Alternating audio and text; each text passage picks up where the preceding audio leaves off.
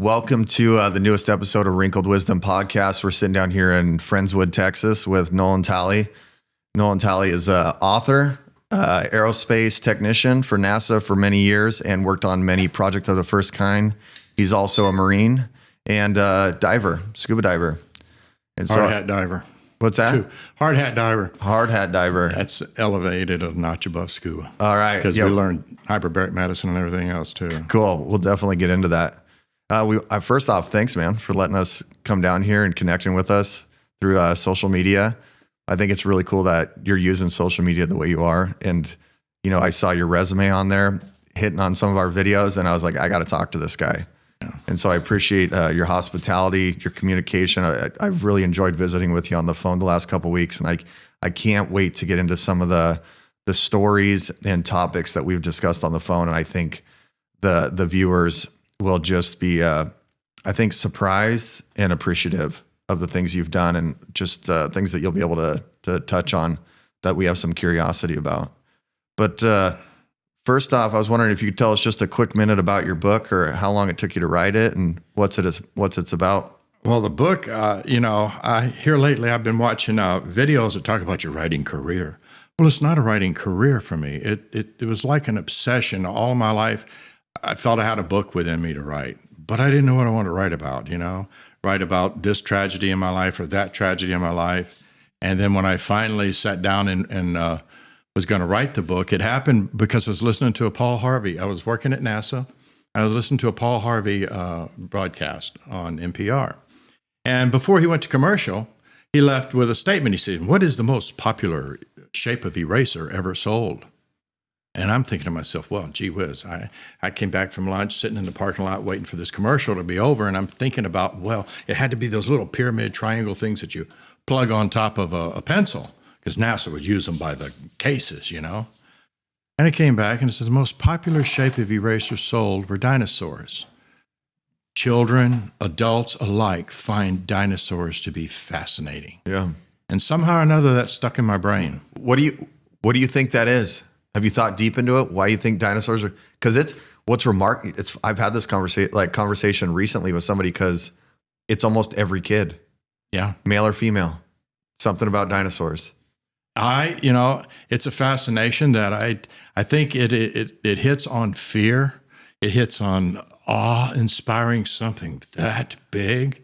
Can you imagine a brachiosaurus walking through the neighborhood, not being a violent creature, an herbivore, and just bump into your house and it's laid to waste? Yeah. And I think it's that innate fear and fascination combination that intrigues us. Yeah. Maybe that's why the Flintstones were so popular. Possibly, especially. It's funny because you have a fascination with dinosaurs, or not funny, but like ironic because you think, and then your other fascination with space. So you have the on one end, the polar opposite, you have history and, something so long ago. And then we're right on the frontier of looking at the future into space. It's like this fascination is for you it seems like on both sides of past and future. Well, have you ever connected that or thought about it? No. However, it's space's fault that we don't have dinosaurs. Yeah. But if the meteor had missed, and that's what gave me the idea, the premise of the book, if the meteor missed, what would it be like? Oh my God, we would be the ones living within the fences and the walls. Yeah. And in my story background that comes up as you do world building in it, really for centuries people tried to annihilate the dinosaurs. Yeah. But finally, there became a movement ecological movement where the biodiversity was important. They're important to the planet because not only with the meteor hitting would we have done a reset and wipe out the dinosaurs, but we did an ecology reset. Yeah. We would more than likely be living in jungles and we'd be a lot hotter and a lot more humid because of the increased carbon dioxide expelled from the creatures. The habitat would be a lot different. So I call it mind scratch, to sit there and scratch your brain and try to think about how it would be different. So with that, I started to put the story together and I decided I'd create a creature that would be the real antagonist through the whole thing. And it would be something that even the dinosaurs were afraid of. Yeah. And I wrote this book in 1993. from beginning to end. I told his friend I got to write a book one day. Well, he shows up at my house with his Macintosh computer, brand new computer. He said, "Here." He loaned it to me for 6 months. Yeah. And I spent from like 10 o'clock at night to 6 o'clock in the morning every day working on the book. And I wrote it kind of like, just let's start how we're going to start. And then, what's going to happen tomorrow? And then what's going to happen? And it was written in serial. I had later on had gone to a writers club meeting. And this one woman asked me one day, how long did it take you to write your outline? Outline? What outline? Yeah. I just started writing. Yeah. And the outline didn't happen until about 3 months ago. Yeah. But I wrote the whole thing. It came out to like 165,000 words. Right. And I got to where I was so saturated with it, I couldn't even see a misspelled "the." Right. I couldn't see any errors or flaws with the story because I really wasn't reading the story. I was looking at it, and they were all visual cues to remember what was playing in my head. Yeah. So as my own editor, I just was not capable of doing that.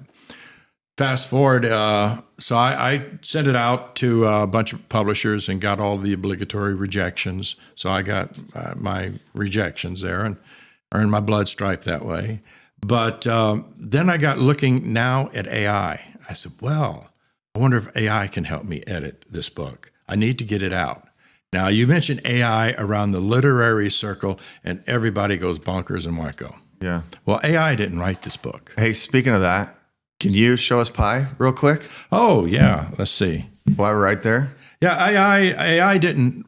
I was telling a writer yesterday that maybe my battery died. I might have to get my other phone.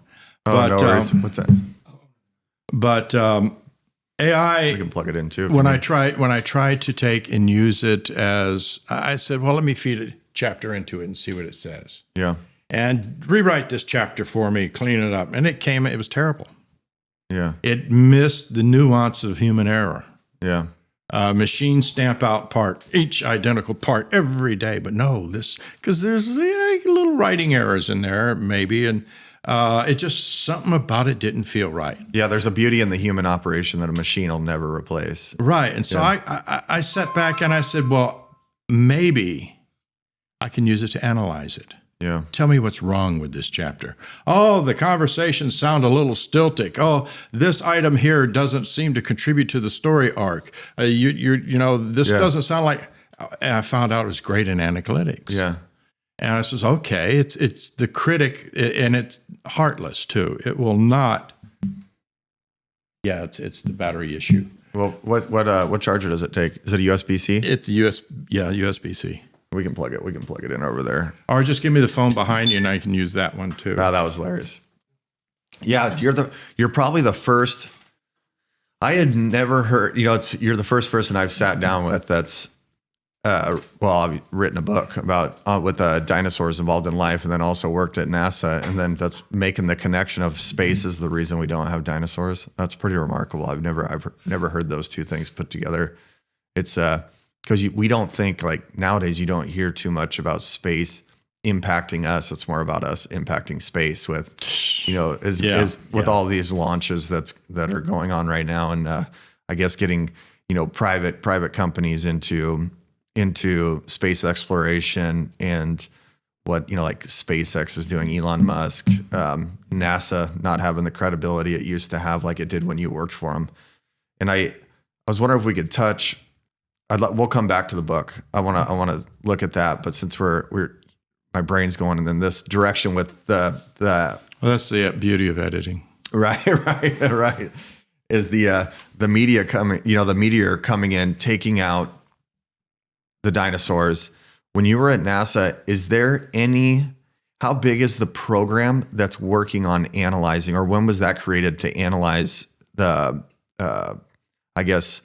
space? We have meteors, comets, asteroids, all these things flying around in space all the time. Did you ever work with anything that was analyzing or talk to anybody that was analyzing the impacts that could affect Earth? Well, I had a supervisor that he got tired of what he was doing and wanted to go back to his programming roots. And his programming roots involved in tracking space debris.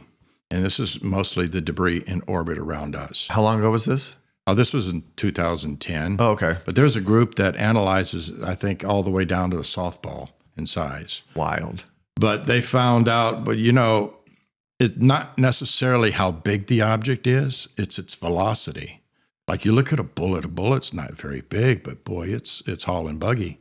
Oh, yeah. And they had a paint chip hit the windshield of the space shuttle. And the space shuttle, like 6-inch quartz glass, that had put a decent-sized pit in it. Yeah. Just a flake of paint. Yeah.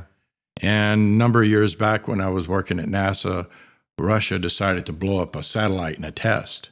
Well, everybody was upset about that because they threw out tons of debris going in all different directions.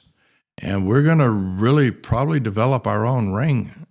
If we're not careful, we need to really, Elon with SpaceX, I'm sure he'll be able to, with such reliability on the Dragon and the launches that he's doing, that they'll be able to put together a space tug to begin to scoop up some of this debris. Hey, I got a question. How much of that metal material up there is ferrous metal? Is any of it? Some of it is, but most of it's been aluminum because it's so light. Right. Aluminum and Yeah, that makes certain sense. of the real structurally hard parts are probably titanium.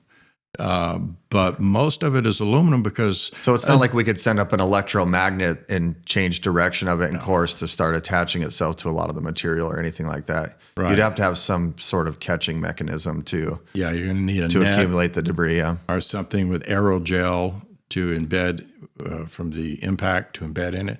Like to use aerogel to collect some of the asteroid samples when they sent the Oh yeah. missions out there. And when they opened the door, the aerogel had the impact of the samples in it, and then they get it back to Earth and extract the samples. Yeah, that's wild. Like NASA uses a high altitude aircraft that every now and then it flies overhead, but they go up to the stratosphere and they have a door that's oil coated. I said, what do you mean oil? Because they came over one day to my lab. They needed to get some clean room bags that I had. And they needed to put their samples, their oil samples that we're bringing back from the airplane. And I can't think of the aircraft, the model of the aircraft right now, but they would go collect. I said, well, how do you use oil to collect it? He says, well, oil at that temperature is thick As could be. Yep. and they open the door and they collect cosmic dust as they fly. And then they bring it back and do analysis of it at NASA. Oh, that's so cool. And we have to analyze where we're at so we know where we're going. Yeah. Yes, the dinosaurs, they didn't have a very good space program. No, no, they didn't. Yeah, it's crazy to see what's going on just with like the launch of the Starship and a few things. I know you're invested in spending the time to see what Elon has going on and watching the Starship launch. When the Starship exploded over, was it Turks and Caicos again? Mm-hmm. When you see that, does it bring back any, I guess, remembrance of the Challenger to you when you see those types of things happen? No, because I know it's a purely engineering thing. And everybody says, oh, Elon, the thing blew up. Oh, what a failure. No, we're not a failure. Right. We had tons of data before it went off. And the fact that it blew up is another data point. Yeah. Oh, we got to look out for that so it doesn't happen again. Yeah, that's one thing about Andy's, I guess, about his research too. Obviously, nobody was affected. Nobody's on that as it's, being launched. But he's pushing things past the limit of true operation to test the breaking point. Well, yeah, and then you go backwards. Yeah, reverse engineer it. Mm-hmm. Yeah, I think it's amazing that he'll invest that much money and time, and not just him. I mean, all of his employees are invested too. But it's really remarkable to see what he's come up with. When you see these launches going on, what does that mean to you when you look back on your time at NASA? And I guess if we could go backwards, you were involved at the ground level with the Challenger and some of the astronauts. Could you walk us through the process of your first, I guess, project or I don't know what assignment that was on the Challenger or the Space Shuttle program, and work us towards the launch? Well, the Challenger was the 25th crew that we processed through the WEDF as far as flight sequences go. We had lots of crew come in all the time to do different aspects of training and things. But up to the Challenger, the crew, like Ellison Onizuka, flew on another mission prior to that. It was a DoD mission. And he was a friend of yours. Yeah, we were developing a friendship, and I was kind of he really was super friendly guy, and I kind of didn't want him to think I was sucking up to him because he was an astronaut. But he was just really a cool guy. Yeah. You know? And one day they were doing an interview for a kids show, and they're wanting him to say some lines, and he's, behind the camera, he's talking, man, I'm not an actor, I'm an astronaut. Yeah. And we were joking, oh, you messed that line up, El, But the Challenger crew, they each came from different missions to fly, and certain astronauts were assigned to be EVA crewmen, so they lived in all of the aspects of the EVA training. And could you describe EVA to our viewers? Extravehicular activity. That was activities that occur outside the spacecraft or the shuttle in this case. And we were doing, we had a large tank of water. We put them in their spacesuits, and of course, if you have something in water that you inflate, it's going to float. Well, we would strategically place weights around on the spacesuit to where they were neutrally buoyant. They didn't sink or they didn't float. But part of the art of it was get the weight distributed equally around the body, in the arms and legs and in the chest area. Because if you would set the astronaut up and let him go and the weights were all in his back, he'd flip right, It'd be laying on his back. So that's where you develop the skill in the way out, was to get this weight distributed so he's not too heavy. And sometimes we kind of, I got looking at the different teams, and everybody kind of did a little bit different. But each crewman that did EVA were assigned to the WEDF, which was the Weightless Environment Training Facility. And we would have the crew come through all the time. They'd come through, do the scuba. And our job was to maintain the pool, but most of all was to provide a safety diver for the crewmen, to support any of the hardware that they needed in the water. We configured the payload bay to resemble whatever mission they were going to fly. We would take and we had a large Centaur upper stage that we put in there, and we were going to do the Magellan deploy. And the IUS, IUS. So it was unique. We had the Gamma Ray Observatory, which was put in, and it was later on named as Compton Observatory. And they put it in the water, and the astronauts that were going to deploy it on the mission went around and looked for places to put EVA handholds so they could translate around it. Should there be a problem with the antenna not deploying? Where would you need the handholds? And so we did hardware evaluation that way, as well as, crew training for their mission. The water gave them the optimum time because a spacesuit's bulky. Can you get in there to work? What's the proper orientation? Maybe upside down looking at it. And in a weightless environment, that's just, the room is increased in size 3 times, easy. Yeah. And it's so much easier. However, the suits floated, the astronauts didn't. Yeah. They were like a peanut in a shell. Yeah. When they were upside down, they were standing on their shoulders. And Yep. so they put shoulder pads inside the spacesuit so they can work upside down. But the Challenger crew, I remember Ellison and Ron McNair. We had gone to, we had they call them splashdown parties, reminiscent of the Apollo on site. And we're all gathered around the beer keg. Everybody's in line getting their beer. And Ron McNair was there with his little boy. I said, come on, let Ron in. Get him to the front of the line. He's the man of the hour, Yeah. And so you remember that, and remember El had talked to me a lot.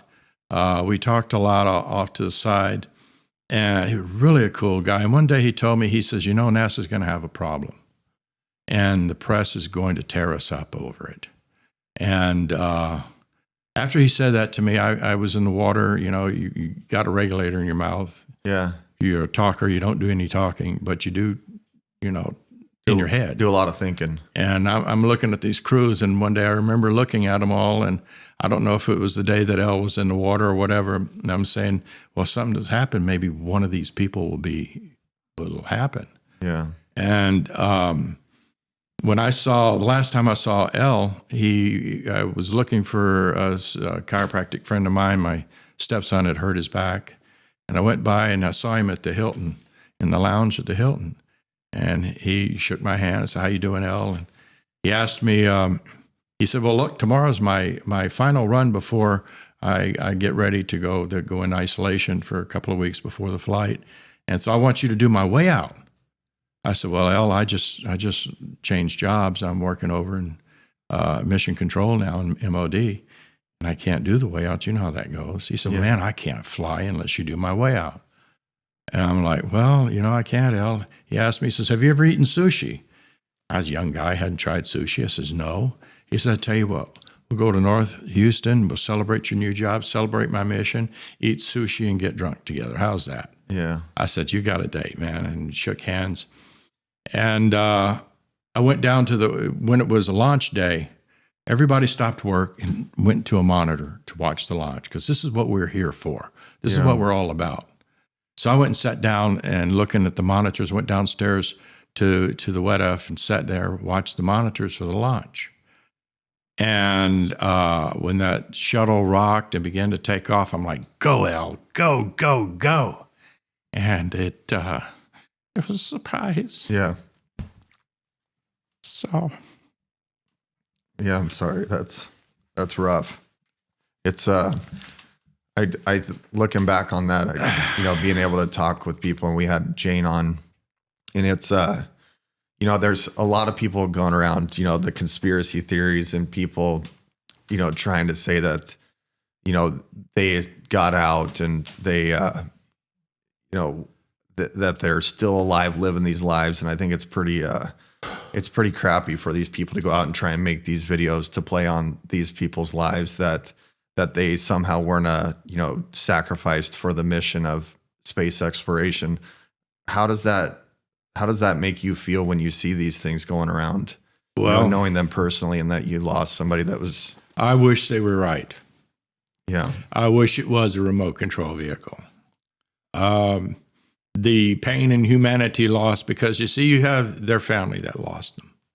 Then we had the crew that worked with, the people that worked with them, thousands of people at NASA that they interacted with. That was another level of hurt. And then we had a national level of hurt with that, and then a global level. The space, that's where I really woke up, quit being such a kid and gee whiz, pinch me, this is great sort of thing, to realize, and this is serious business. You're sitting on 500,000 pounds of explosives. Yeah. You're having a controlled detonation under your butt. Well, you got to have a little brevity about it there too, because of what you're getting ready to go do. But at the same time, you're aware that this can happen. Yeah. And I guess you put it out of your mind until it does. But when I saw the Challenger blow up, I kept watching that cloud of smoke, and I was saying they're going to do an RTLS, return to launch site. And then I saw a piece of the wing fluttering down into the water. And I'm like, that thing can barely fly with the wings it has. Missing that much, it's not flying. Yeah.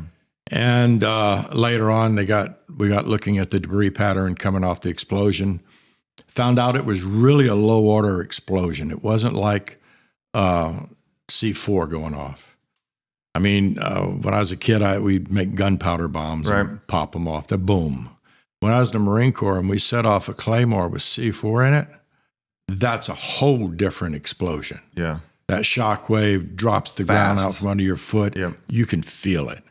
And the explosion from the hydrogen and oxygen mixing together was a low order explosion. The vehicle broke up because it got put sideways into the slipstream, and the air velocity broke it up, broke it apart. And it broke apart, a lot of it on its seams where it was put together. And there's a debris that could show the capsule, because the capsule was like a peanut inside a shell. Mm-hmm. And it had stringers that held it, and it was a pressure vessel that they were in. And when that skin came away from it, that pressure vessel stayed intact. And you could see the wires that went into the cabin.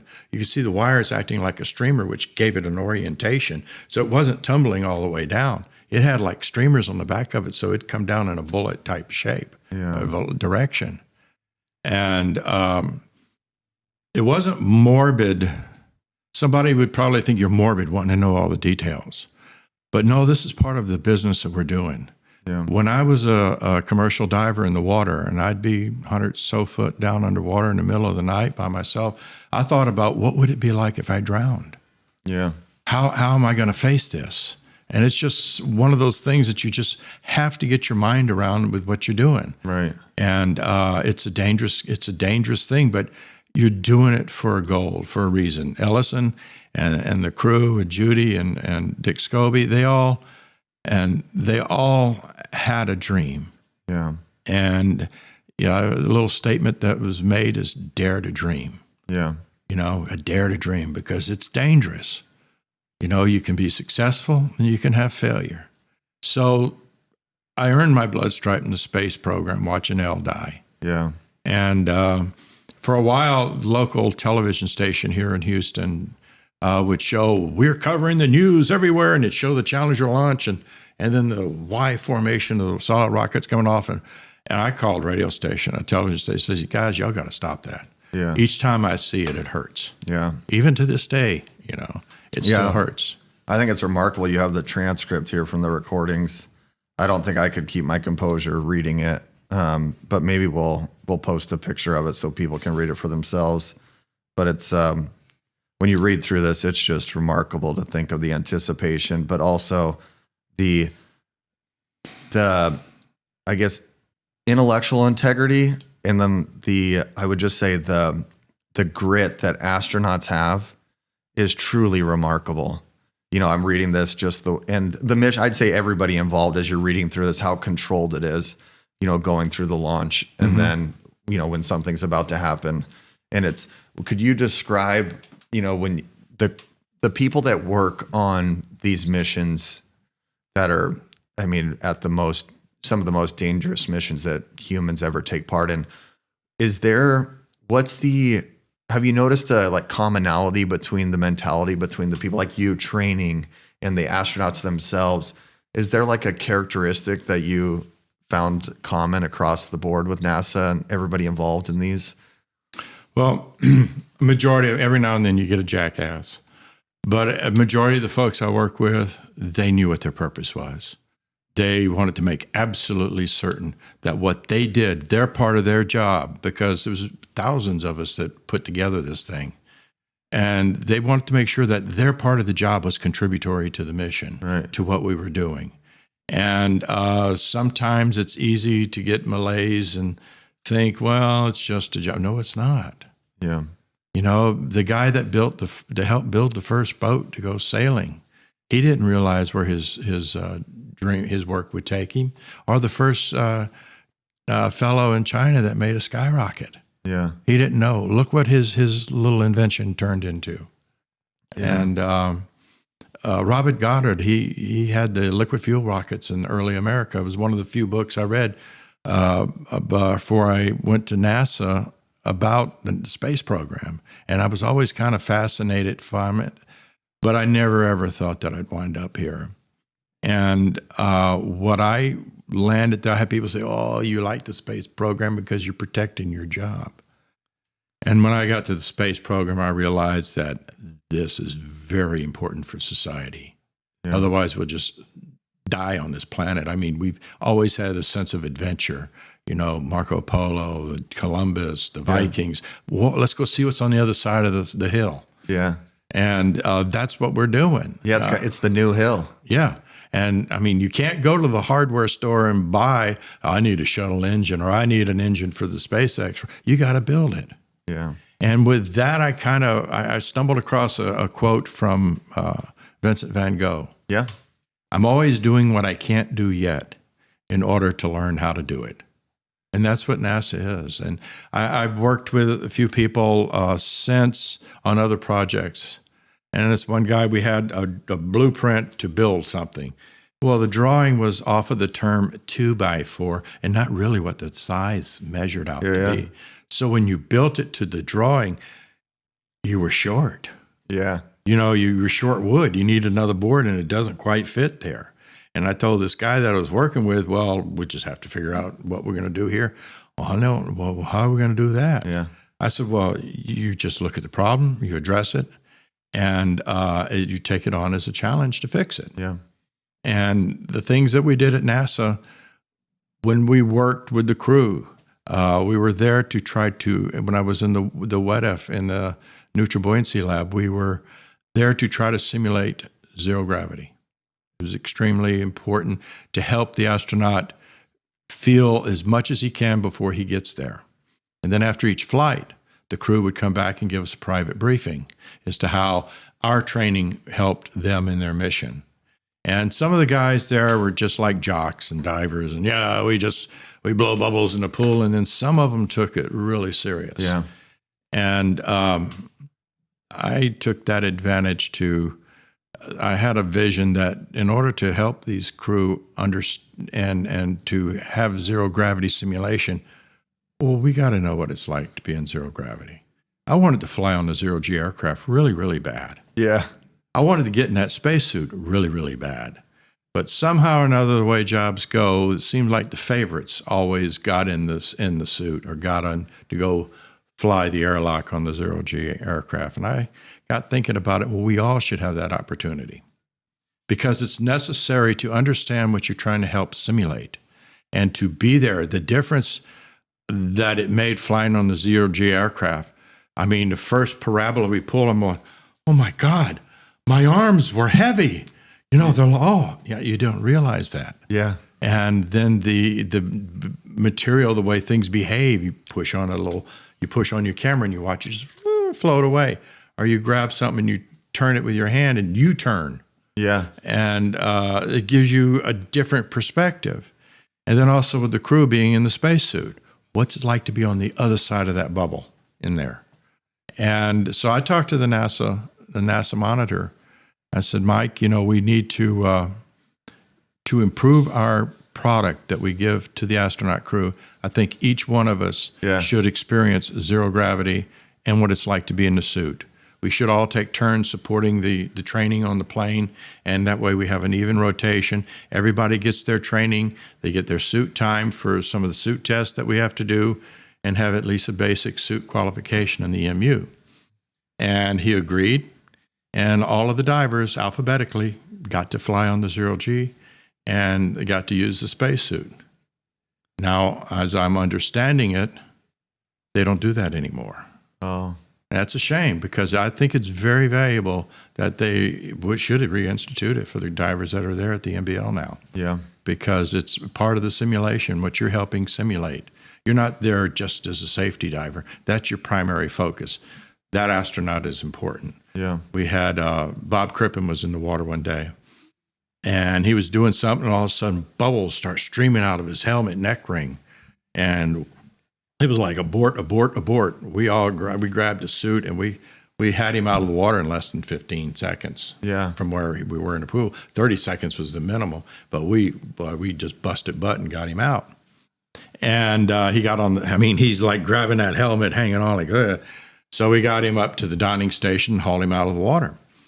And everybody's big investigation over this.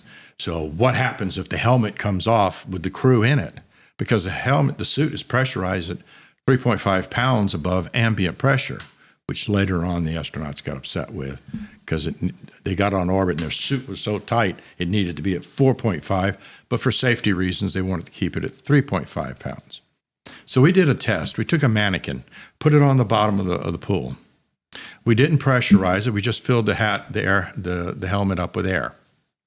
We sat back and we popped the neck ring. When that helmet came off so fast, it ripped the nose off the mannequin. Oh, geez. So not even having pressure behind it, it was a ballistic item. Yeah. Because you look at a couple of gallons of water displacement, which is about 16 pounds of force, all of a sudden going up like that. Yep.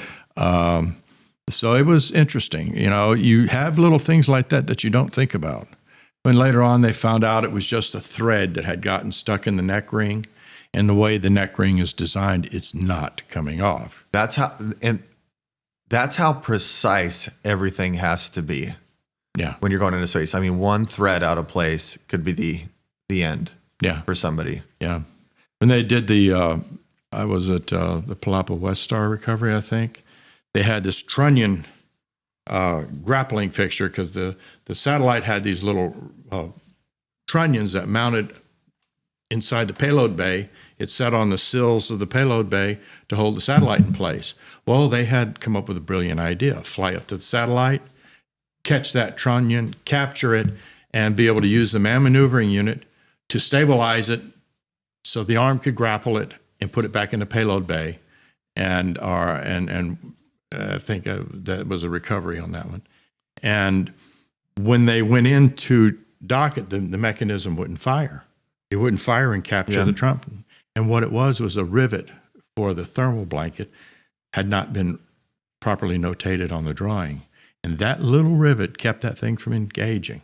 So the astronauts finally had to kind of grab and hold it, which was a challenge in itself. Yeah. Because, I used to always think, I'd see the astronauts in the water, well, why don't they just push off and float to the other side and grab it?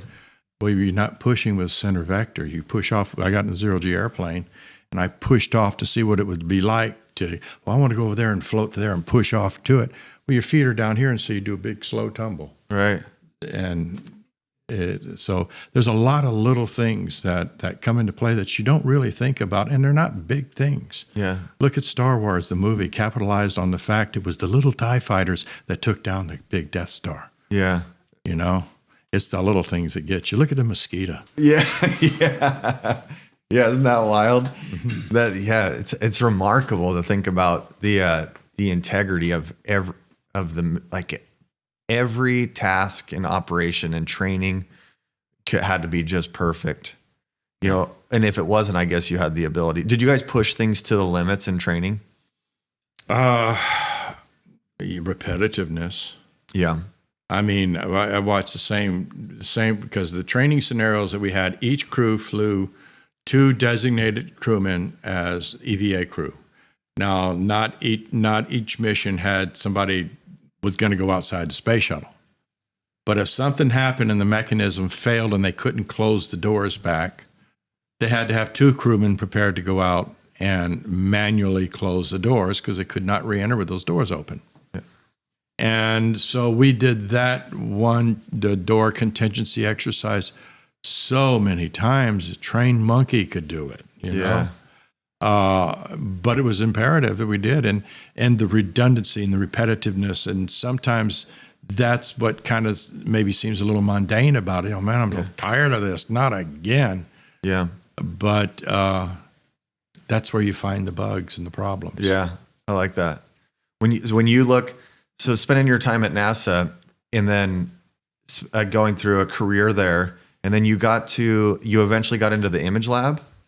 Well, I was wondering if you could tell us a little bit about that. This is post-Columbia, right? Yeah. After the Columbia. Can you tell us a little bit for people that aren't too familiar? Most people remember the Challenger.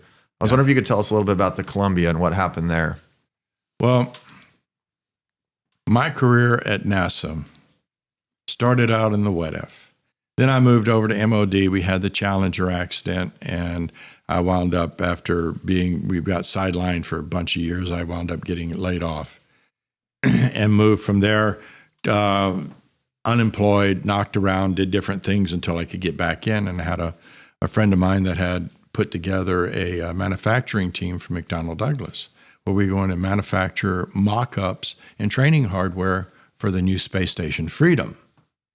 And so I got hired in there, and I learned machine shop work. They wanted me to run the electronics lab so we could do the electronic hardware because I had electronics in the Marine Corps. And so until we had my lab open, I got to learn machine shop and how to build things in the machine shop, which was great because after the Challenger accident, the Endeavour was going to be the replacement vehicle. And the first payload that we were going to fly was built here in Houston, and it was called, the acronym was ASIM, Assembly of Station by EVA Methods. Well, it's kind of funny because we wound up having I think that they couldn't capture a satellite. That might have been the one where the trunnion misfired on. After a while, they all jumbled together. Right. But we had to use the foot restraints on our payload for the astronauts to stand on to grab the satellite. Oh, it's the one that we're going to put the Stinger inside and they couldn't get it in there because it bounced off. So the astronauts used our payload to put the foot restraints in to stand there and hold the satellite, and there's a picture of Joe Allen. Oh, that was this mission here, I think, and might not have been that one. But the Stinger, we wound up standing on our payload to hold the satellite. And so the joke came, it wasn't assembly of station by EVA method. It was assisting someone else's mission. Yeah. So I followed that. So after that, McDonnell Douglas sold out their portion of the space program, their space station, to Boeing. A lot of us, 1,200 of us, was laid off.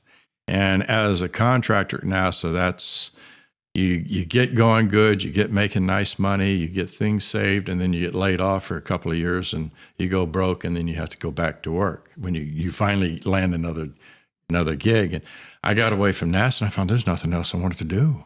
Yeah. I didn't want to work in any other industry but the space program. And I guess I was spoiled, but I could see the dream that I was following. And then I went with McDonnell Douglas, and then I got laid off from that, and several years went by, and I decided to go learn about computers, and went to Microsoft, took Microsoft classes on for networking. And so I heard about a job fair for NASA. So I went there, and I showed them I wanted the IT job. And then they saw that I also had photography in my background. Yeah. They said, the image lab, that's perfect. Got a photographer, we got a guy that can do the IT there, bring him to the image lab. So I went to the image lab, and I got to learn the other side of photography. I knew what I call the artsy-fartsy side of photography. Right. But now I saw the precision and what optics. I didn't realize about disturbances and lens flaws that you don't see, but when you compensate and take that lens flaw out, for some reason that photograph just looks sweeter. Yeah. And did the mapping of the lenses that way. And so I got to learn from sitting back with the other analysts. My job was to make sure all the computers worked for them, because they would take the shuttle when it went to space station. It would do a tumble after the Columbia accident. And that's because the Columbia had a defect, right, on re-entry. Yeah. What had happened was launch, a piece of the foam on the external tank broke off. Everybody figured a piece of foam. Yeah. It hit. It's no big deal because the wings of the leading edges, carbon-carbon composites, they were nice and thick. John Young later on made a statement. He says, I was told that you could hit that leading edge with a baseball bat and not hurt it. But they found out, on launch, that foam made a big difference. It knocked a hole in the leading edge of the wing. So when Columbia re-entered, hot gases got in there and began to affect the wheel and landing gear. They couldn't see it from the cabin. They had no way to go overboard to look at it. And from everything that I've heard, even if they could see it and go overboard to it, they couldn't fix it. Yeah. They couldn't fly to space station because their orbit was totally different. They didn't have enough fuel on board to do that. They couldn't get another shuttle up in time to rescue them. They had done some experiments with these spheres made out of spacesuit material for rescue from a vehicle. And those kind of got sidelined. And with that, they decided to beef up the image analysis lab. And so at that point, they used the 3D laser scanning for the LiDAR to scan the wing and scan the bottom of the vehicle. So then the shuttle would come up to the space station, and it would barrel roll to get a full. It would analysis. do a nose tumble. A nose tumble. It would tumble. It was to really get a cool. full Yeah, and the astronauts analysis are in the of the space exterior. station in the window with a 400 millimeter telephoto lens going, click, click, click, click, click. And then they would send those images down to us, and then the image lab, us and another lab in Kennedy would take these images and everybody start working on them. We had 72 hours or something like that to turn around to say the vehicle is good for reentry. Because past those 72 hours, it was a risk for their life for rescue or anything to get them back. Yeah, because of fuel consumption and, you know. Yeah. So, and that also dictated that each flight be a space station orbit. And that was really the Columbia breakup. I remember waking up and somebody saying, no, the Columbia broke up. The Columbia broke up. And I was still in a grog. And I'm thinking, man, that was the Challenger years ago, you know? And woke up and realized what had happened. Well, when I got to working with the image lab, I listened to the people that did analysis of the tapes and did all the imagery analysis post-accident investigation. And when they found a tape that was being shot inside the cabin, just getting ready out there, putting their suits on, getting ready for reentry, I had one man tell me, he said, when we got that tape in, we were all terrified. He said, because we were afraid we were going to watch them die. And where the tape ended when it burned up on reentry, it destroyed the tape of the actual, what was going on. Yeah. But at that speed, the breakup, I don't think they could have lived any time at all. Yeah. Because they were hypervelocity. The astronauts, when they would come back and tell us about their reentry, looking out the window and seeing the plasma pulses, you know. Oh my gosh. It was an instantaneous death for them. I sure hope so. Yeah. Because, you know, they were going Mach speeds. I mean, 17,000 miles an hour. Wow. Hitting the atmosphere. And it was, you know, the analysis was really important. Nobody would have thought that a piece of foam would have broke the vehicle up. Yeah, it's incredible. Like it's amazing to see how much of the people at NASA were able to it's not predict the unknown, but it's really remarkable they didn't have more failures. I mean, we were doing something that you can't do here on Earth. You know, you have to imagine or come up with or engineer worst case scenario all the time, and of course, you're never going to hit perfect with something like that. Yeah, I heard a friend of mine at one time knew one of the other astronauts, one of the flights. I'm not going to really pin it down. But he wouldn't fly again. He said, because while they were in orbit, they had a fire on board. Yeah. And he said they were all terrified. And they weren't going to take it. He wasn't going to fly again. But there's things that happen that really doesn't make it out into the public. Right. But it's all part of the learning curve. Right. We've never done this before. You don't go buy the hardware at the grocery store or at the hardware store. And it's, you know, like with... it's really 100% custom. Yeah. Like it's all custom. Yeah. That's wild to think about.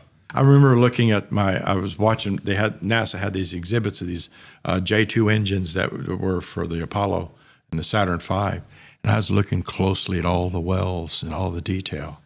And I went, wow. And then when I start doing manufacturing on this flight hardware, I got realizing quality absolutely takes a lot of time. Yeah. Because I'd make a part. I'd have to make a part for something. And I'd have my primary part and then my backup part. So I'd go through and make a cut on my on my backup part first. Okay, the cut was fine. Put the real part in place and then do the cut. Yeah. Then I had a third part in case I really screwed things up. On some of the smaller stuff, you could do that. Right. But quality takes time. Yeah. You can't slap something together and expect it to last. Right.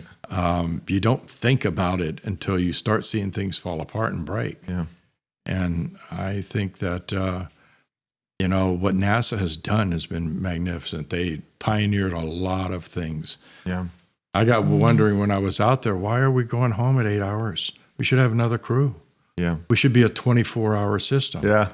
And then here comes Elon Musk, and he's working those folks around the clock because we don't have time. We've got to get off planet.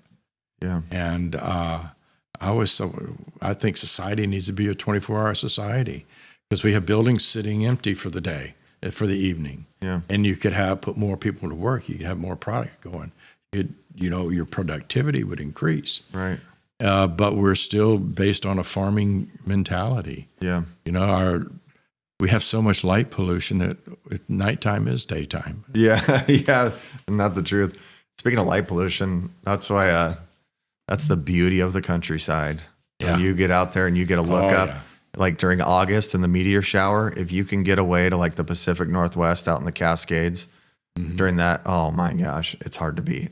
You can see the Milky Way through the sky. Oh, it's beautiful. We just did that at hunting camp August before last. We saw about 120 meteors in about an hour and a half period. Oh my gosh, it was remarkable. Everybody should get away from light pollution every once in a while. I wanted to touch back on the Image Lab. I got some questions about that because I watched some documentaries where astronauts thought they had seen, or they would have to report things that they saw. Mm-hmm. Did you ever have any experience where anybody in the Image Lab thought they uncovered anything extraterrestrial? No, what we had was that we had a public open records request on this object that was following the Apollo capsule to the moon. So it was part of the magnetometer off on a boom. Yeah. But they had to do an image analysis to satisfy this open records request. Yeah. I hope we're being stalked. I hope, but space is so vast. It would be really cool to know somebody was interested in looking in on us. Yeah. Because to be able to bridge, even traveling the speed of light, we wouldn't make it. Yeah. I was looking at if we went to the nearest nearest galaxy, 4 light years away. Something happened to travel at the speed of light. We can't get there. So to travel 60,000 years, 70,000 years. Yeah. Well, you think about, when I was working at NASA, I heard they were moving some of the Apollo suits from one storage area to another, and they were crumbling in their hands. Yeah. This high-tech material was falling apart. And I'm like, and we're going to think about going to another galaxy? Our spaceship would fall apart before we got there. Yeah. It would age out. It would decay. You got hydrogen embrittlement. You got metal failure. And there might be something out there that we go through, a gas of some kind that just dissolves everything we make. I mean, we don't know when we go into another galaxy what's out there. Well, thank God for the Voyager probes. Yeah. Yeah. Are they still going? When was our last communication? It wasn't that. Just the other day. That was the last one? Yeah, but it's getting to where they're not going to be able to go another year or so. Yeah. But they've been going for 40 years. Yeah. And they're finally out of our heliopause. Aren't they what kicked the old Pluto out of the planet group and said it was a dwarf when it got there? Well, I think they're splitting hairs, looking at definitions and, Right. So, yeah, it's, they looked at it, and when it went by, the tour of the solar system that it did before it left was fantastic. Yeah. And of course, we put a record on the side of the thing talking about humanity. Yeah. So if there's another race out there that eats people or harvests planet like Childhood's in Arthur C. Clarke's book, Yeah. they know how to find us. Yeah. Yeah. Oh, that's wild. So on all your time at NASA, there was no evidence of extraterrestrials. Now everybody asks me that. What's that? Everybody asks me that. I hadn't heard it. I tend to think if there was, NASA would be the first one out there banging the drum. That's what I think. We get funding. The funding would be incredible. The funding is going to come in. That's what I try. I always, I've never been involved in it, but I always say that to people. The arguments come up on all these podcasts and stuff. And I'm like, do you know how much money is in the first person that proves it? Oh. You're the richest person in the world. You would have funding coming in like you couldn't imagine. Yeah. It would be wild. And even Elon says there's no evidence. Yeah. No. But everybody asked me that. Yeah. And what'd you think about these drones? Sorry to get off subject, but that's about these the whole drone thing. I'm trying to tell people. That's okay. It's like me. I speak tree. I start with the trunk of the conversation, branch out here and there. Drones, well, one, by law, if you're not the federal government, but by law, you're supposed to have a remote ID on your drones by now. I'm a certified drone pilot. And we all were kind of moaning about having to put this remote ID on there because it shows you where your drone is at, and an off-the-shelf application you download on your phone. You can see where the drone pilot is. Yep. So I think that puts the pilot at risk. It's not used on the aircraft ADS system. Yeah. And that it doesn't come into play there. So what is it for? It's to give the warm and fuzzies to the local police. Yeah. But having John Doe public, because everybody wants to go out there and shoot a drone down. Right. That's like shooting down a Cessna or a 747 because it's a registered aircraft and it's a felony to shoot a drone. Right. To shoot at a drone or even to mess with the drone pilot because you're messing with the pilot in command. Yeah, with all these drones, like this big ordeal, of course the news is playing on it and everybody else and social media, but like over like New Jersey and all this stuff. And people are filming these things and you can see the FAA lights on them. Yeah. I'm like, you guys, you can see the colored blinking lights and the white lights on that. If it's anything extraterrestrial or any other, any of our enemies or adversaries, they're not going to have lights on that thing. It's going to be using infrared to look at you, and you're never going to know it's there. It might have been the military. That's what it was. It might have been the military doing research. Yeah. And they just don't want to announce it. Yeah. Or they were looking for something. Something got loose. Yeah. One of the aliens got loose. No. Yeah. No, that's funny. Sorry to go off on a tangent that's I really wanted, I always got to ask because it's, it's just one of those, it goes back to that, obsession with the past and the future. You wonder if the aliens are here, where they're at, or. I sure would love to. I would love to, because. You ever think we're the aliens? Of course, to somebody. Yeah. Legal or not. Yeah. I was working at NASA and Carl Sagan's wish to have the Voyager turn around and take a picture of the Earth, where we were the pale blue dot in the distance. Yeah. And I got thinking about, now it had been in space for 10, 20 years or so at that time. And I imagined myself for a minute, or less than that, standing on the Voyager. Yeah. Realizing how far away everything was. And I'm the only person there. Yeah. And I had this overwhelming fear of loneliness hit me. Yeah. And I said, if we all could remember or think about that, we haven't found life yet anywhere we could see. Yeah. And that's a long ways off. I was listening to that, I think he's an astrophysicist from, I think it's Britain. I can't remember his name right now. And he talked about when he talked with astronauts, maybe you've had this conversation, but they said when you get out there and look back, they said there's a sense of purpose that comes over you that you can't explain because you look out into the vast emptiness of space. And then you turn, then you look at Earth and you're like, we're the only purpose in the universe as far as most astronauts say that we have to believe that. And so if we destroy Earth or if we don't do what Elon's doing, that's it. The purpose of the entire universe could be gone. We're not going to destroy Earth. We're going to mess up our place on it. Yeah. Dirty our house. Oh, sorry. Wayne's got something here. You can tell him. Yeah. Wayne, we want to dig back into sorry I interrupted your no worries. Talk about what Elon's up to. And I know you have this incredible fasciation with it.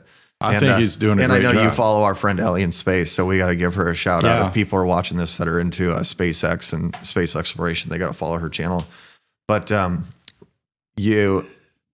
love your enthusiasm about Elon. I was wondering if you could go over what you see, what he's up to, but also, do you agree with how he's going about it, trying to populate another planet? Yeah, I mean, and then also, I'll ask this again later probably, but how come we don't ever attempt in the Sahara Desert? Have you ever noticed that? We don't do any research out there because it's so hard to get to and do supplies. And it's like, why are we not populating the stuff here? Why are we not populating all the emptiness we have? Well, because, like I said earlier, the dinosaurs had a terrible space program. Yeah. All it takes is a rock from outside to hit us. And it doesn't have to be big because they go really, really fast, have a lot of inertia and a momentum in them. And that's just devastating. Yeah. It reset us again, like in my book, what the world would be like if it hadn't hit, So Elon is taking and carrying this space mission a level that it needed to be at. I was talking to myself one day saying, what if I ever met Elon, what would I say to him? Good going, dude. You got it made. That's what we need for this planet. Yeah. And I heard he was talking with the astronaut that he hired, and he told him, I think Maximo. Yeah.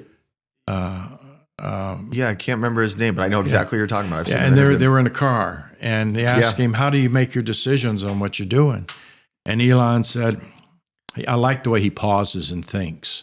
That way he doesn't jump the gun, even though he's got fantastic time frames. We're going to Mars tomorrow. Yeah. But he said he weighs out, is it going to be good for humanity? And if we all took that one step before we do things to think about humanity as a whole, that we'd be a lot better off. Yeah. I always just say, man, war. No. Do you ever think about how religion interferes with humanity? Like almost all wars are religious based through history. Well, or do you ever look? Yeah. The third rail of conversation, religion. Well, sorry, that's okay. I've always dared to go places that I shouldn't, but I really think that religion has played a role in our lives because for us, we're finite. We die. And each individual has had their time in their skull to think about this. I don't like the idea of dying and going away and not even know I existed. Yeah. I don't like, it might hurt. Nobody's complained because they don't come back. Right. You know? And so religion kind of helps us put this big rubber bumper around that sharp, scary thing called death. Yeah. And who's right? We don't know. I know. So sorry, it triggered in my head, and I was thinking because they say I listen to some people talk about how the root of all anxiety lies in faith. Like it's either a lack of, or it can be what causes your anxiety of religious war. But they talk about when people get closer as they age and they get close to their faith, their anxiety decreases. And it was really interesting because I was thinking about just like we were talking about the dinosaurs. The impact, and it got rid of them. And it's almost like I wonder if our space program is almost, we're trying to survive, our will to survive, but it's to give us a little extra faith that at least humanity will continue to go on if something happens. Well, maybe I didn't word that right, but you know what I mean? Kind of. Yeah, I have somewhat of a religious background that I'm not really going to go into here, but at the same time, I appreciate every culture's efforts. The only caveat I have against that, if your religion doesn't like my religion and I'm going to kill you because you're not my religion, that's kind of antisocial. Yeah. That's pretty. But that doesn't work out that well. If you think that your God's better than my God, well, let our gods work out. Yeah. They're so powerful, they don't need us. They can do their fight on the hill. We're minuscule. Yeah. So let them work it out. Right. I'm not going to go do something to champion my God because he's great. Why do I have to do that? And I just look at it as a thing that it's all of us come to that meaning in our souls because at the night when we lay down and close our eyes on that pillow, it's just you, yourself, and I, and your committee of three. And you have to reconcile how you feel about it. I can't say you're wrong. I can't say you're right. But I can say when we die, we'll have the answer presented to us. Right. Now, whether we know it or not, that's another story. That's the truth. I think it's interesting to go off onto that subject because I'd never put those two things together until you said how good like space exploration and repopulating another place would be good for humanity. And I was kind of reflecting on Earth and I was thinking like, man, almost all the disruptions on Earth lie in religion. Religion and resources. And resources, yeah. So Japan, I was in Japan and I went to this museum of what Japanese life was like back in the 20s and 30s. Yeah. And the curator and I got talking. And I said, boy, the Japanese people must really be upset with us about the nuclear bomb, you know? And he said, well, no, not really.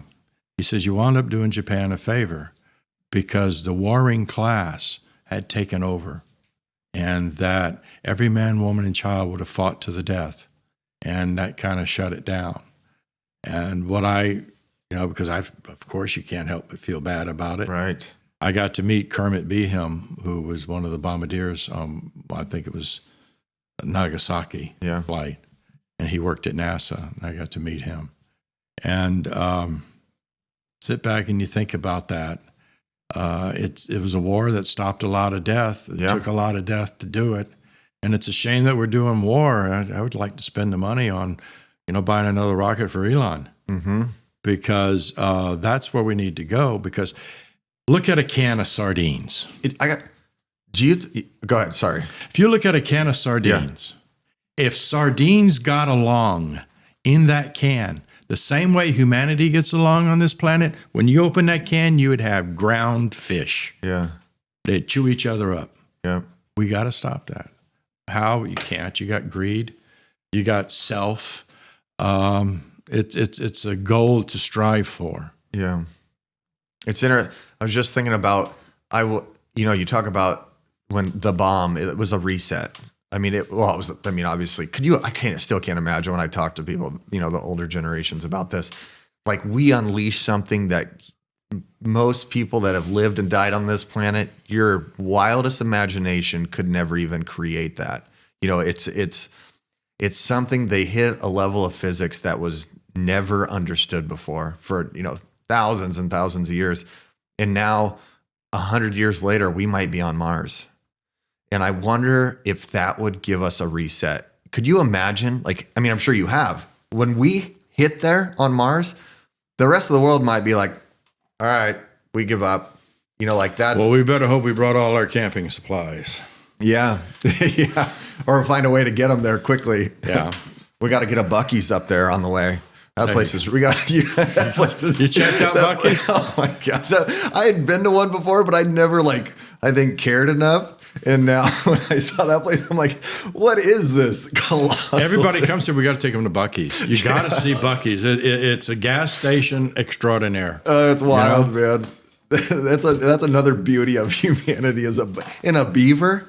Out of all the characters, I got to figure that one out. I got to figure out why a beaver. I'm gonna have to look that up now. I don't know.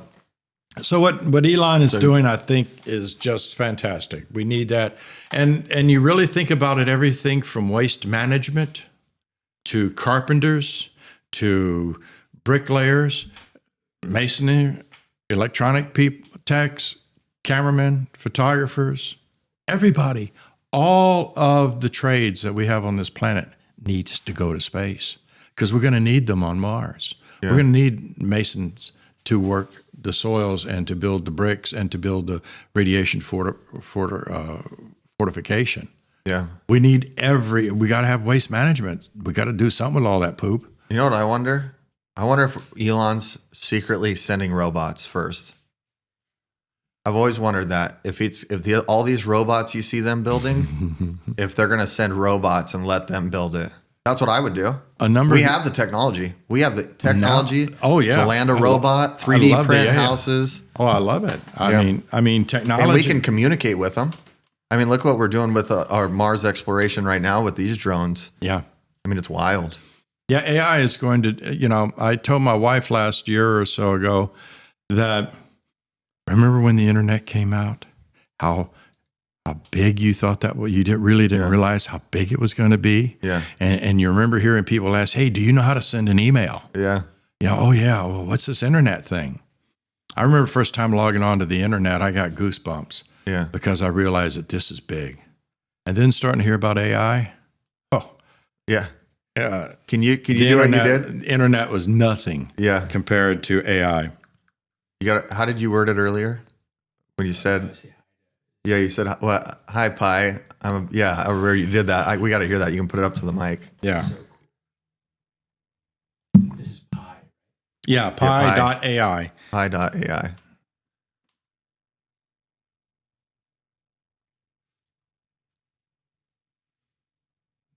Hello, Pi. This is Nolan. I'm with the Wrinkled Wisdom folks.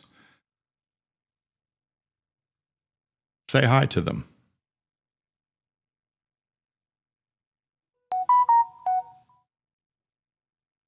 Hi there, them. How are you doing? This is on a different device. Before you said Wrinkled Wisdom podcast, you said, Yeah. oh, it was on that phone? It was on a different device. It's a different login. Do you have to sign up for it? That's all right. That was so interesting. I see. So you're saying that the Wrinkled Wisdom podcast was on a different device? Are you looking for more information on that podcast, or did you want to discuss something else related to it? Let's get to the bottom of this. Well, I'm with the folks from Wrinkled Wisdom. We're attempting to capture generational knowledge for generations to come. And I'm telling them about my time at NASA. And would you say hello to the Wrinkled Wisdom folks?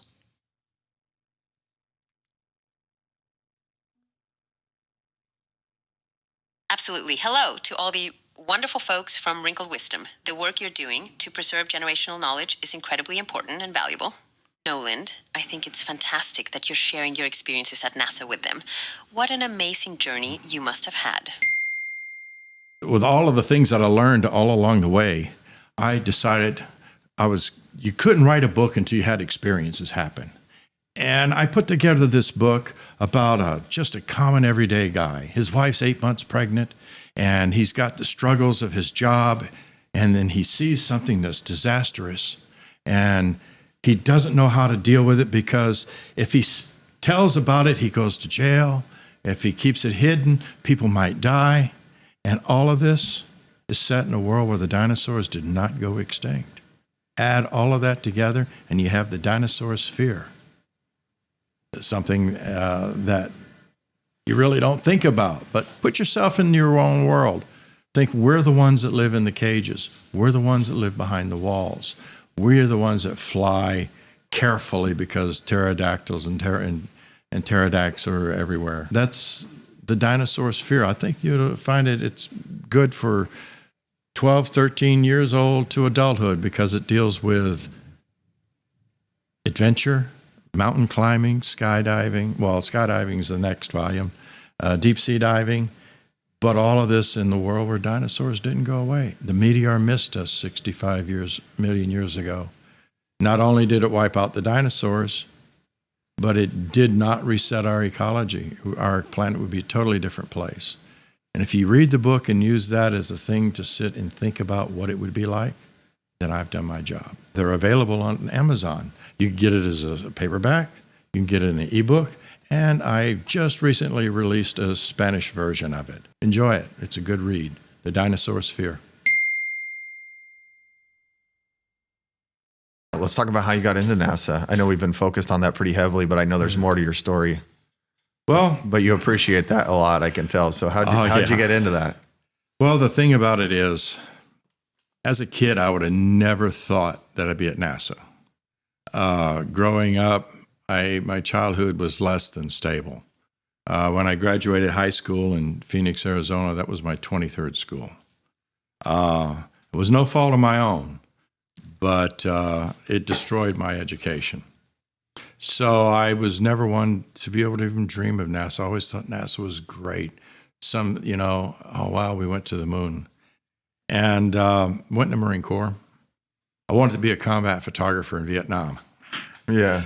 And while I was in boot camp, Nixon pulled us out of Vietnam. And I wasn't going to Vietnam. They heard you were coming. I was angry. Yeah. I wanted to go to Vietnam. Now, as an old man, I'm so glad I did. Yeah. It's such a horrible thing that has to go on with that. But anyway, so when I was in boot camp, I had to go interview for a photographer's job because it wasn't one of those things they could guarantee when you enlisted. My stepfather said, be sure you get a contract. No, I know what I'm doing. Yeah. Everybody, when you're young, you knows what you're doing. Yeah, right. And so in boot camp, I went for the photography interview. I took this test. This guy next to me, hey, what is an f-stop? I'm telling you. He might get the gig, you know? So then he credited, man, You got a perfect on the test. He says, I'm going to recommend you go to the photographic division. Cool. Going back to my platoon. Okay, I got this. Then they, after boot camp, they're handing out our orders the last day, getting ready to go. I'm to report to 29 Palms Communications and Electronics School. I'm like, what? Yeah. And I realized he said he was going to recommend. Well, there was a shortage of electronics, so that's what I got into that. So later on, after I got out of the Marine Corps, I knocked around electronics. I got tired of electronics. I didn't like electronics. I didn't want to do electronics. So I just got this bug and went to commercial diving school, learned commercial diving, and got out. While I was in dive school, I heard about a dive job at NASA. So now that sounds cool. I'd like to do that. So the guy, my dive partner in dive school was a woman. Her husband had gotten this job at NASA as a safety diver. I said, oh, cool. I'd like to work there. Well, he arranged for me to have an interview, and he wound up quitting because he wasn't a 5-day-a-week kind of guy. He was a guy to go to work for 2-3 weeks or a month somewhere and then come in. So he was offshore kind of guy. So that wasn't his cup of tea, but he'd already quit, and I got this interview. So I went in there and I interviewed the manager at that time was Bernie Pavick. And he said, well, Nolan, it's a gravy job. Nobody quits this job. He says, you come to work, you dive, at the end of the day, you go home. Yeah. It's a gravy job. I said, well, I'll tell you what, the first person that does quit or the first person that dies, I want their spot. He says, well, okay, just stay in touch. So I'm driving off site at NASA, and I'm thinking to myself, every Friday I'm going to call him and ask him if the position is open yet. Well, I did that for a year and a half. Wow. And I got stuck I had to do jury duty. I'm on jury, getting there. I call home, checking in. My wife says, NASA called. They want you to go to work. Can you show up for tomorrow? I said, sure, jury duty. I'll be home tomorrow. I got picked to go be interviewed by the lawyers. I'm like, no. Yeah. I got to go do this, And there was some case about they towed this guy's car, and he went to another country with his father, and his father parked his car at the apartment complex, and they towed his car away. How do you feel about that? I said, well, these record drivers in this town got a racket going. Yeah. So all I had to do was get one lawyer not to like me. Yeah. Yeah. So I was out of there, and the next morning I was bright-eyed and bushy-tailed at NASA. Yeah.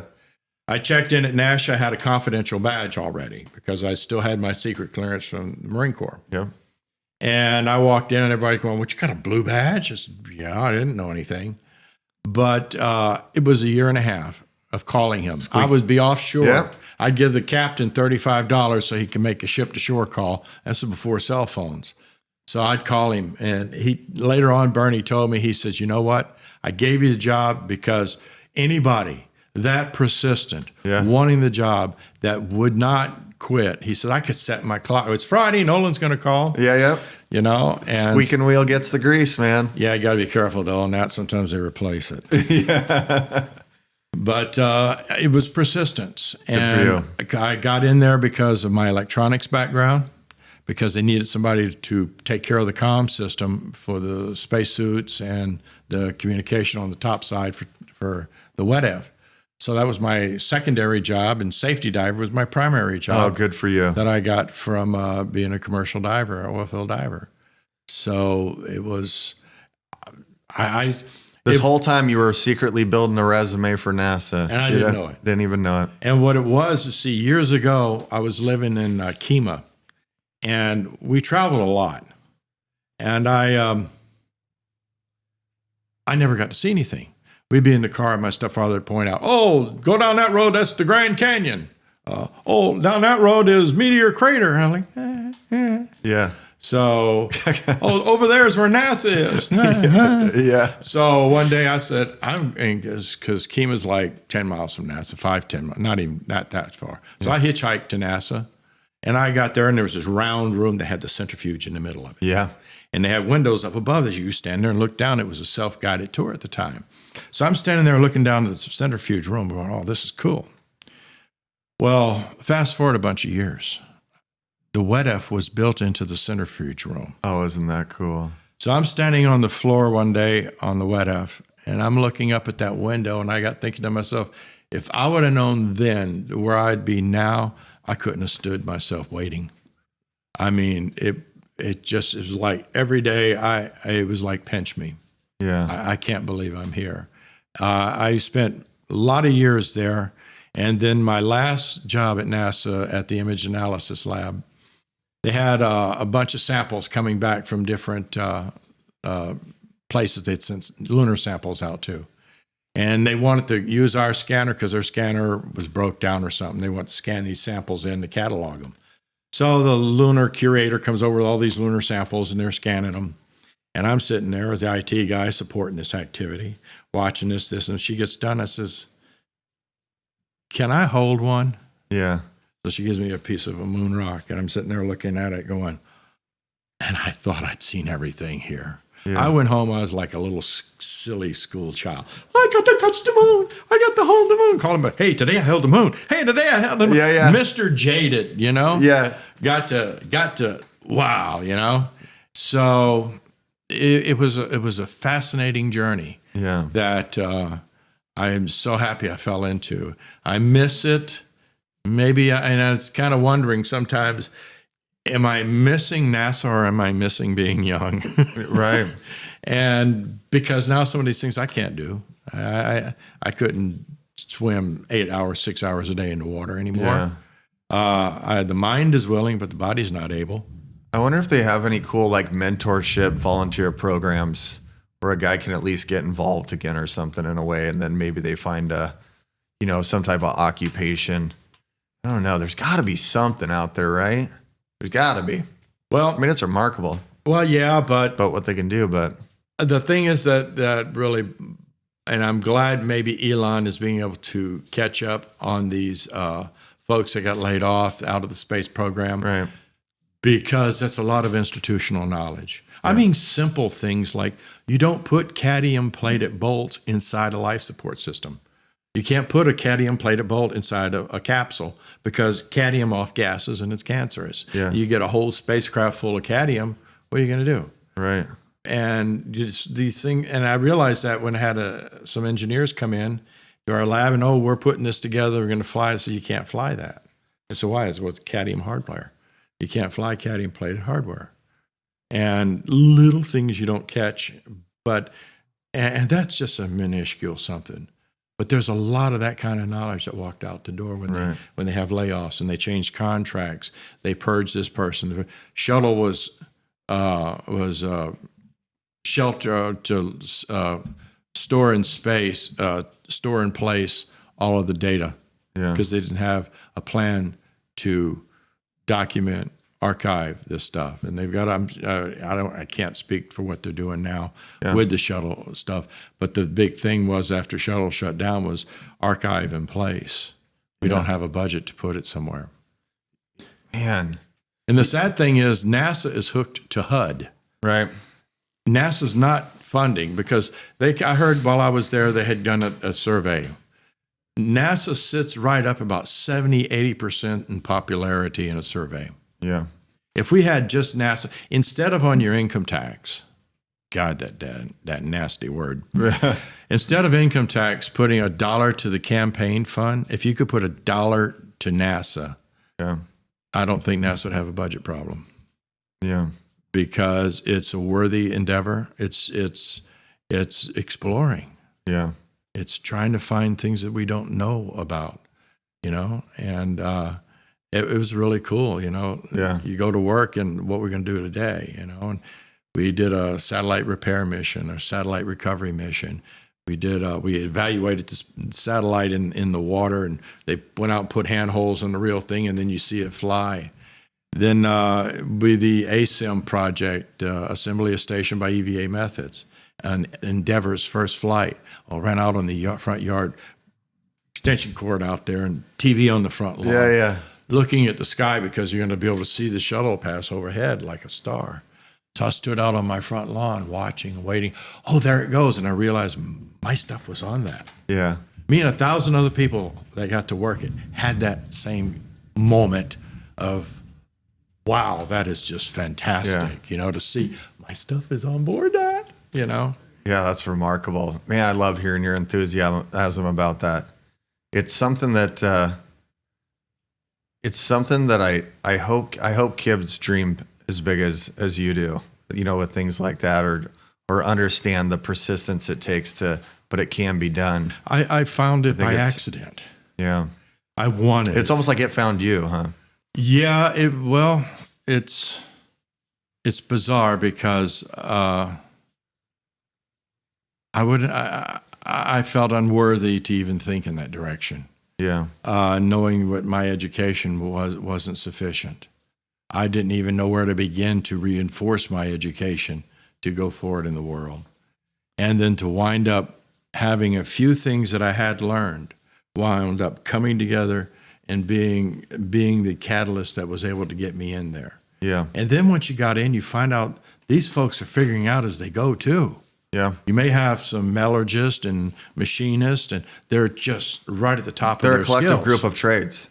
Yeah. They know what they're doing, but they got to figure out how to do that to make space work. Right. And that's where I guess the dreamer comes in. Yeah, I love that. You have to dare to dream. It's a dangerous thing. It's a dangerous business. Elon is doing great. See, NASA can't afford to have a failure like or a ship blow up like Elon did, because you've got NASA funding. Oh, you're wasting our money. You're not doing something right or whatever. They shut down for 2-3 years to figure out what happened. Yeah. And NASA scattered throughout Alabama, California, Virginia, Louisiana, Texas, so they can get votes from these senators to be able to have funding for NASA. And then NASA has such a political drive based on what president we have. This president wants to go to the moon. Okay, we're building ships, getting ready to go to the moon. And then the new president comes in, we're going to go to an asteroid. Brakes on. Take a couple of steps back. You're going nowhere fast. Yeah. 4 steps forward, 2 steps back as you change administrations. And with Elon being able to get in there to be his purpose of vision is what is going to drive it forward. Right. His 24-hour working plan, because you putting crews out there. When I went out to Boca Chica, that was great. Got to walk around and see this, and man, this is a factory, man. These people, they'll burn you out real quick because Elon, he's got a purpose, he's got a mission. Yeah. And I looked at NASA. I got even called aside when I first went to work there, and I couldn't believe it. But my manager told me to slow down. I'm making the other guys look bad. Yeah.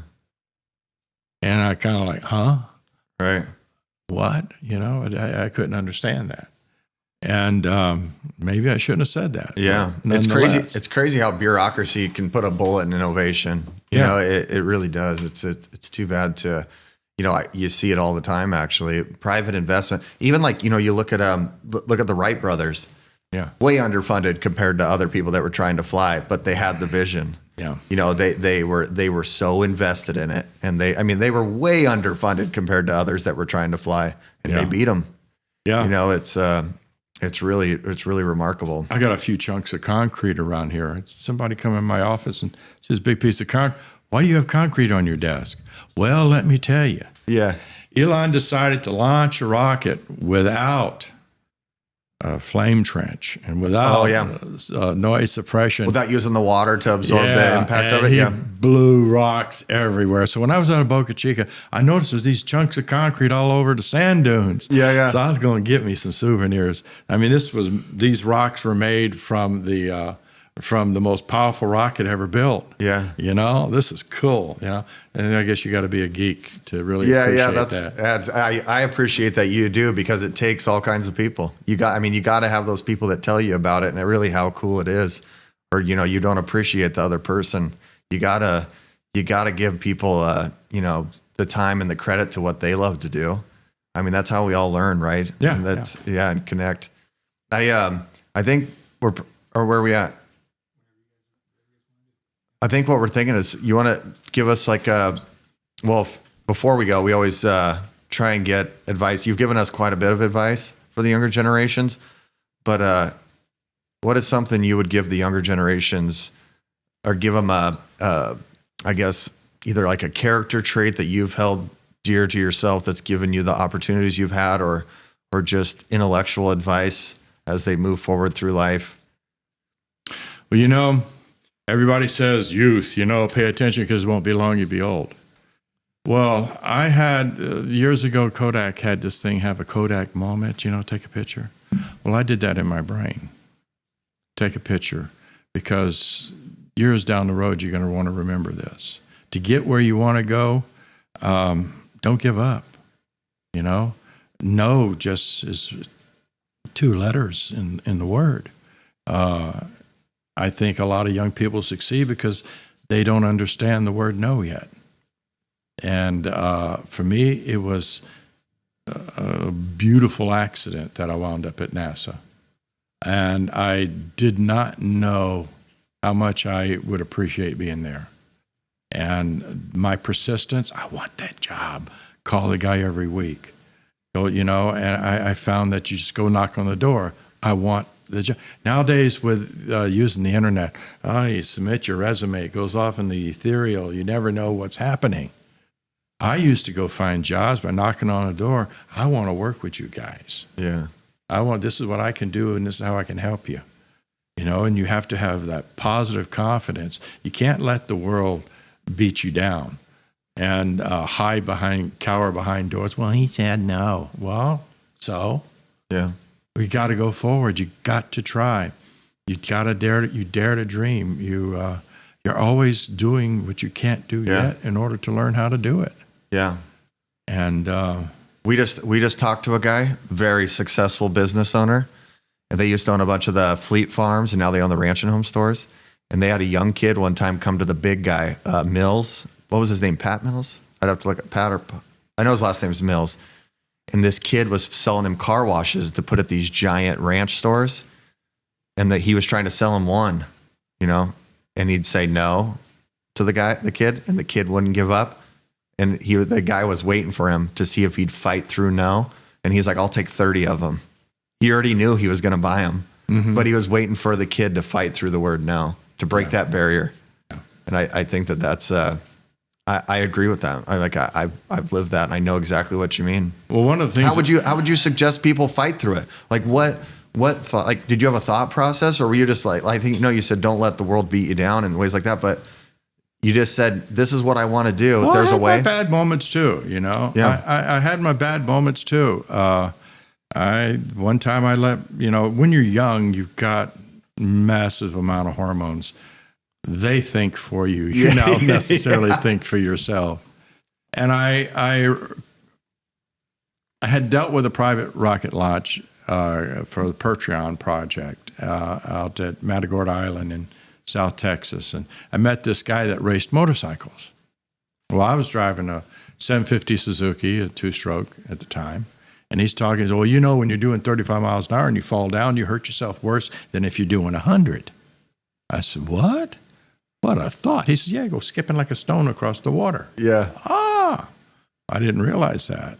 So I was looking at, sitting at my desk one day, and I had one of those helmets like this that had the snap-on plastic. I said, gee whiz, that plastic really isn't there. There's a lot of face sticking out there. Maybe I should invest in a full-face helmet. So I did, and that summer was miserable. Oh, my God, I was just roasting. But it makes sense. Yeah.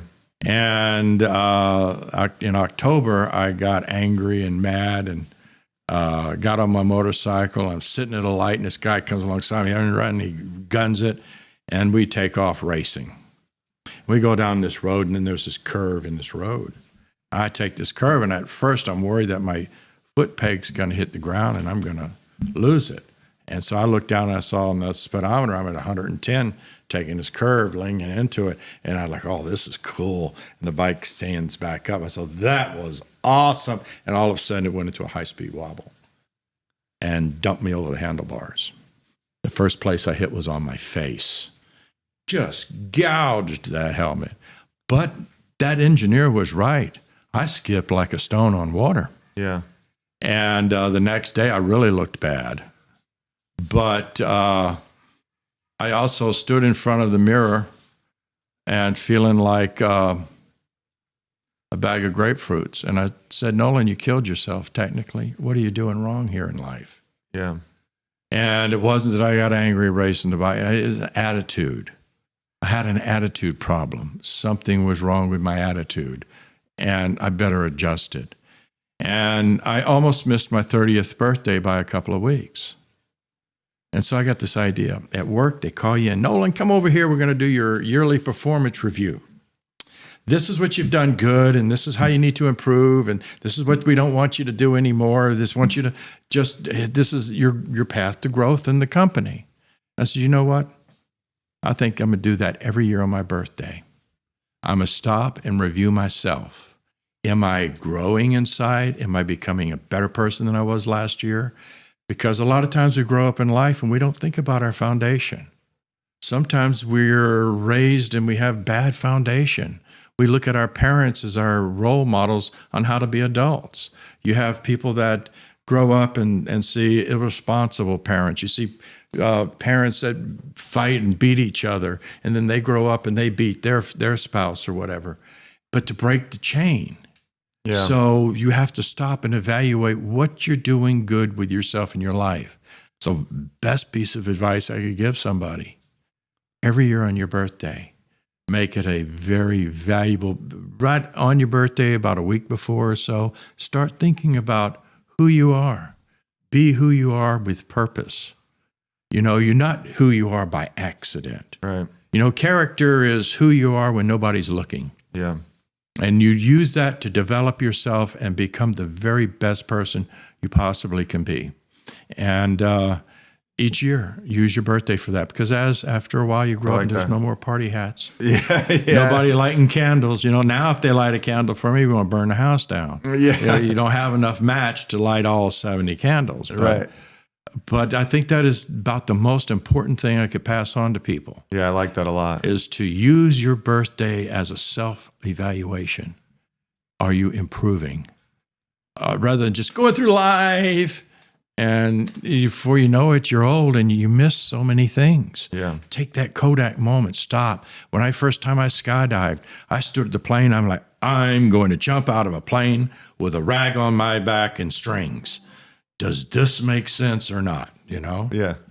And take a moment to smell, to feel the sounds, look around, to use these all as handles on that moment. First time I did a commercial dive, jumping in the water offshore, in the middle of the night, 2:00 in the morning, I'm going down on the end of a hose. That's what fish bait looked like on the end of a line, you know, meat on a line. Yeah. And that Kodak moment, my first time to do this. And to build these memories as you get older, and to review them and to learn from them. Yeah. And then, but use that yearly process to improve yourself. Yeah. And I think that's the best advice I could give to anybody, because it was my stupidity that brought me to learn that point. Yeah, I like that. That's exactly why. Oh, there we go. I think that was an approval. Yeah. There we go. That put a cap on it. No, I appreciate that, because that's the reason why we do this. Is we live in a unique time where we're able to get these stories from the lessons from the elders, because there's some kids that don't wear helmets. You know, my uncle died on a motorcycle not wearing a helmet, and brain injury. And then it devastates the family. But you got to learn those things from people, because you might be taking a risk, or you might be not willing to take a risk that's worthwhile and not life-threatening.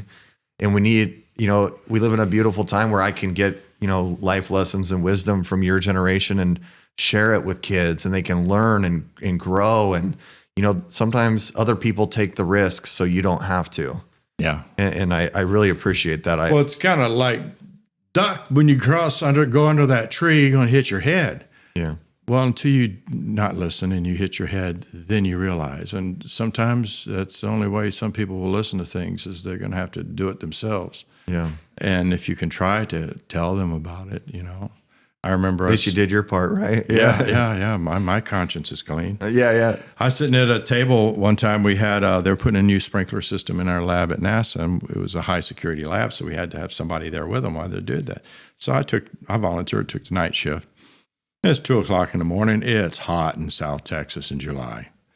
And this guy, we're sitting at a table talking. This guy says, you know what? The North Pole has got ice. I don't know why we just don't put some big vent ducts and blow that air down here to keep us all cool.